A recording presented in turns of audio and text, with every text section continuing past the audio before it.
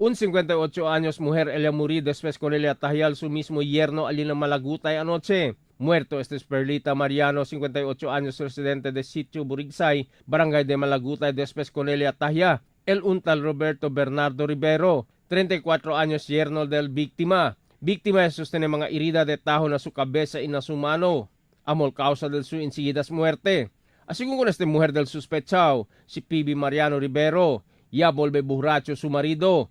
Ya hace daw este sintiduele con su anak. Ya depende ele. Pero con ella vira su marido. Ya hace con ele mumu el sospechado. Ya apasigual su nana. Alya tahya el sospechado con el víctima. ¿Por qué cosa que pasa, ma'am? ¿Por qué así na sucede? Rabio di mi marido kundi mi anak mayor. Oh. Kaya onde leta dormi. Kapag sabi ko ni, yan dalila na din mi trabaho di mi anak. Abeli ko mi utesa do. Rabi na hindi pa yung para tesa kundi mi anak. Kaya kasahente kin. Kunili. Kapag, ay, rabio nga dali ko mi. Kaya kanila ko. Kakay, ay, kung sa kunili po sa kakay buracho le. Kami yung broma di kundi mi yung anak mo. Kaya mata daw kumigo. Tanyura di mi anak mo eh.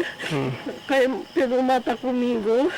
Kaya may niagwa. Larga ng bolo. Kaya kundi yung bata umbre. Kaya iriya di mi bata umbre. Kasi ang sino di kutsilo. Kami numa di mi yung si anak. Kami masinyo tatrabaho. Kami kunili tadali kumi kundi mi anak. Kami hindi tasipasipala. Kami kunili. Kami na kami sabi talaga si mama.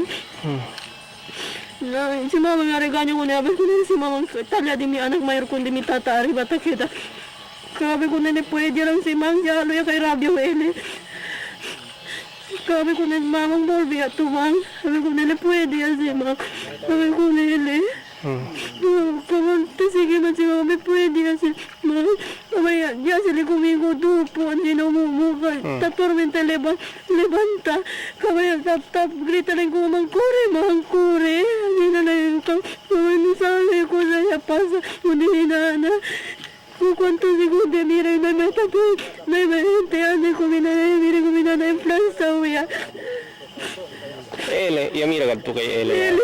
talya sanggot din amon sa Pulis na continua ara busca con el sospechado. Kaya escapa este después el incidente. Emil Tuban, Dateline Zamboanga.